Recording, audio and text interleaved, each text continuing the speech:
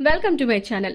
అప్పు కళ్యాణ్లకు అండగా నిలబడిన ఇందిరాదేవి షాక్లో రుద్రాని. ఈ వీడియోని చివరి వరకు స్కిప్ చేయకుండా చూసేయండి. వీడియోలోకి వెళ్తే కనుక ఇంకా వరలక్ష్మి వ్రతం పూజ అయితే జరుగుతూ ఉంటుంది. రుద్రాని అలాగే దానిలక్ష్మి అప్పుని ఎలా అయినా సరే అవమానించి పంపించాలని డిసైడ్ అయిపోతారు.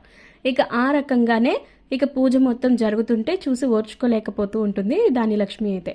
ఎలా అయినా సరే ఈ అప్పుని అవమానించాల్సిందే, లేకపోతే నా కొడుకుని పెళ్లి చేసుకుని నా ఇంట్లోకే వస్తుందా, నాకు కోడలుగా అయిపోవడం అంటే అంత ఈజీ అనుకుంటుందా అని చెప్పి ఇంకా తనలో తానే అనుకుంటూ ఉంటుంది. అనుకుంటూ ఉండగానే ఈ లోపుగా ఇందిరాదేవి గమనిస్తూ ఉంటుంది. చూడు దానిలక్ష్మి, అడ్డమైనవన్నీ ఆలోచించకు, అడ్డమైనవన్నీ వెనకు, నీ కోడలితో పూజ చేపించు అంటూ ఉంటే ఇంకా అలా చూస్తూ ఊరుకుంటుంది.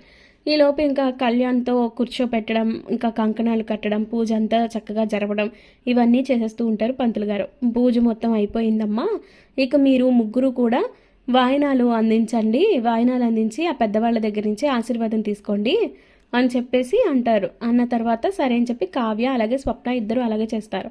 ఆ తర్వాత ఇంకా అప్పు కూడా అలాగే చేయబోతుంటే అత్తగారి దగ్గర ఆశీర్వాదం తీసుకోబోతుంటే ఇంక దూరం వెళ్ళిపోద్ది. దూరం వెళ్ళిపోయిన తర్వాత ఇంక విసిగేసుకుంటూ ఉంటుంది. నా దగ్గర ఏం ఆశీర్వాదాలు తీసుకోక్కర్లేదు, మీ పని మీరు చూసుకోండి అది ఇది అని చెప్పి అంటూ ఉంటే ఇక అప్పుడు అపర్ణ తిట్టిద్ది. నీకు అసలు బుద్ధి జ్ఞానం కొంచెం ఏమన్నా ఉన్నాయా? కొత్త కోడల్ని ఆశీర్వదించకుండా దూరం జరిగిపోతావా? అసలు కొంచెం అన్నా ఆలోచిస్తున్నావా అని చెప్పేసి తిట్టిద్ది. తిట్టేసరికి చూడండి అక్క, ఇది మీ విషయం కాదు, ఇది నాకు నా కోడలికి సంబంధించిన విషయం కాబట్టి నా ఇందులో ఎవరు ఇన్వాల్వ్ అవ్వద్దు అన్నట్టు మాట్లాడిద్ది. మాట్లాడేసరికి ఎందుకు ఇన్వాల్వ్ అవ్వద్దు, ఇది ఉమ్మడి కుటుంబం, ఆ మాత్రం బుర్ర లేకుండా నువ్వు ఎలా మాట్లాడుతున్నావో నాకు అర్థం అవ్వట్లేదు, కొంచెం అన్నా ఆలోచించి చెయ్యాలి దానిలక్ష్మి, పిచ్చి పిచ్చి వేషాలేకు, ఈరోజు పూజ జరుగుతుంది, ప్రశాంతంగా జరగనివ్వు, ఇప్పటిదాకా అంతా ప్రశాంతంగానే కదా జరిగింది, ఇక మీదట కూడా అలాగే ప్రశాంతంగా ఎండ్ అయ్యేలాగా చూడు, ఆశీర్వదించి నీ కొడుకు కోడల్ని అని చెప్పేసి ఇంకా అంటది. అనేసరికి ఇంకేం చేయలేక అలాగే మౌనంగా ఉండి ఏదో అక్షింతలు వేసిద్ది వేయినట్టుగా. ఇక ఆ తర్వాత వాయినాలు ఇస్తుంటే కూడా ఇంకా గొడవ పెట్టిద్ది. ఏంటా వాయినాలు ఇవ్వడం, అసలు నీకు ఎప్పుడు ఏది ఇచ్చినట్లేదు, ఎప్పుడన్నా పూజలో కూర్చుని ఏడిస్తేనే కదా నీ జీవితానికి అలాగా తెలిసేది అని చెప్పి అంటూ ఉంటే ఇందిరాదేవేమో తిట్టిద్ది. అసలు నీకు కొంచెం అన్నా ఆలోచిస్తున్నావా? ఆ పిల్లని ఎందుకు అలా తిడుతున్నావు? అవును, తెలియదు, ఇప్పటి వరకు తెలియదు, ఇప్పుడు నువ్వు నేర్పించుకో నీ కోడలికి, ఎవరన్నా ఏ అత్తగారన్నా చేసేది అదే కదా, మరి నువ్వు ఎందుకు ఇలా దారుణంగా మాట్లాడుతున్నావు అప్పు విషయంలో, అది కరెక్ట్ కాదు దానిలక్ష్మి, అనామిక విషయంలో కూడా నువ్వు ఇలాగే నెత్తిన పెట్టుకొని ఇచ్చేసావు, ఇప్పుడేమో ఈ పిల్లని ఇంత దారుణంగా తిడుతున్నావు, ఇక నేను ఊరుకొని చూస్తూ అని చెప్పి అంటుంటే మళ్ళీ ఎందుకులే గొడవ అన్నట్టు ఇక ప్రకాశం తిడతాడు. తిట్టేసరికి ఇంకప్పుడు సరే అని చెప్పి ఇంక చెప్తే ఇంక చేస్తారు. ఆ తర్వాత ఇంకా వెళ్తారు. వెళ్ళిన తర్వాత భోజనాలు పెట్టమంటారు అందరినీ. మీ ముగ్గురే పెట్టాలమ్మా, మీ ముగ్గురే పెట్టి చక్కగా వాళ్ళ ఆశీర్వాదం తీసుకోండి, అప్పుడే వాళ్ళకి సంతృప్తిగా ఉంటుంది. అలాగే ఈ ముత్తైదువులందరూ కూడా సాక్షాత్తు మహాలక్ష్మితో సమానం కాబట్టి మీరు చేసే ప్రతి పని కూడా అలాగే చేయండి నిబద్ధతతో అని చెప్పి ఇందిరాదేవి అంటది. ఇక ఆ రకంగా కావ్య, స్వప్న, అప్పు ముగ్గురు కలిసి భోజనం పెడుతుంటే ఇక ఆకుల్లో ఫస్ట్ పచ్చడి పప్పు వేయకుండా డైరెక్ట్గా అన్నం వడ్డించేస్తుంది అప్పు. అది చూసిన దానిలక్ష్మి అయితే ఎస్, కరెక్ట్ టైంకి దొరికింది, ఇప్పుడు చెప్తాను నీ సంగతి, నన్ను ఎవరు ఆపుతారో చూస్తాను అని చెప్పేసి అసలుకి నువ్వు ఏం చేస్తున్నావు, నీకేమైనా అర్థమవుతుందా అని చెప్పి అప్పుని తిట్టిద్ది వచ్చి.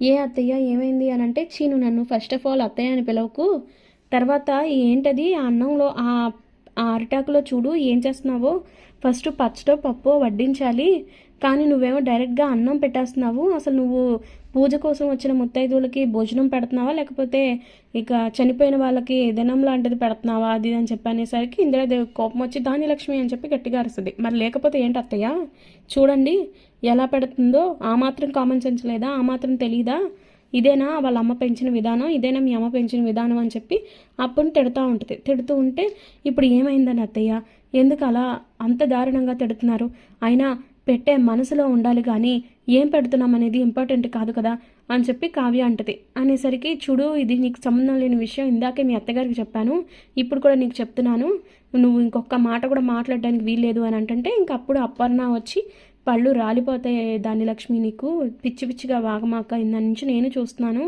అప్పు నువ్వు కావాలనే టార్గెట్ చేస్తున్నావు, ఇప్పుడు నా కోడలని అంటున్నావు, ఇంకొకసారి నోరు జారిందంటే మాత్రం నీకు మామూలుగా ఉండదు అని చెప్పి బెదిరించింది. ఇక ఆ మాటకి ఏం మాట్లాడలేక సైలెంట్ అయిపోయి, మరి ఏంటి, ఏం జరుగుతుంది ఇక్కడ పూజ కదా జరుగుతుంది, మరి ఇంత దారుణంగా ఎలా చేస్తుంది ఆ మనిషి, అది ఇది అని చెప్పేసి తిట్టింది. తిట్టేసరికి ఇంకా లేదండి నాకు తెలీదు, నేను మళ్ళీ మంచిగా పెడతాను, నేను నేర్చుకుంటాను అన్నీ అని అంటుంటే ఇక అప్పుడు చిచి ఇలాంటి వాళ్ళు ఇంట్లోకి వస్తే ఇలాగే ఉంటుంది అని చెప్పి కావాలని ఇంకా ఇంకా ఇరిటేట్ అయిపోతూ ఉంటుంది. చూడు దానిలక్ష్మి, ఇంక నువ్వు ఇప్పటికే చాలా ఎక్కువగా మాట్లాడేసావు, ఇంక చాలా ఆపేసాయి. ఆ పిల్లని ఇంకొక మాట మాట్లాడడానికి ట్రై చేసినా నేను చూస్తూ ఊరుకోను. ఆ అమ్మాయిని ఇంకొక మాట అనడానికి ఏమన్నా మాట జారినా కూడా నేను నీ చెంప పగిలిపోవాల్సి వస్తుంది. మళ్ళీ అత్తగారిగా నేను ఎప్పుడూ నీ మీద చేసుకోలేదు, కానీ ఇప్పుడు నీ కోడల విషయంలో నువ్వు నోరు జారితే మాత్రం నేను అదే చేయాల్సి వస్తుంది అని చెప్పి అనేసరికి ఒక్కసారిగా ఇంకా ధాన్యలక్ష్మి కూడా స్టన్ అయిపోతుంది. స్టన్ అయిపోయేసరికి ఇంకా అప్పుడు నెక్స్ట్ డే ఇంక ఈవినింగ్ అయిపోద్ది. ఈవినింగ్ అయ్యేసరికి ఇంకా బట్టలు మార్చుకుని వచ్చేసిద్ది అప్పు.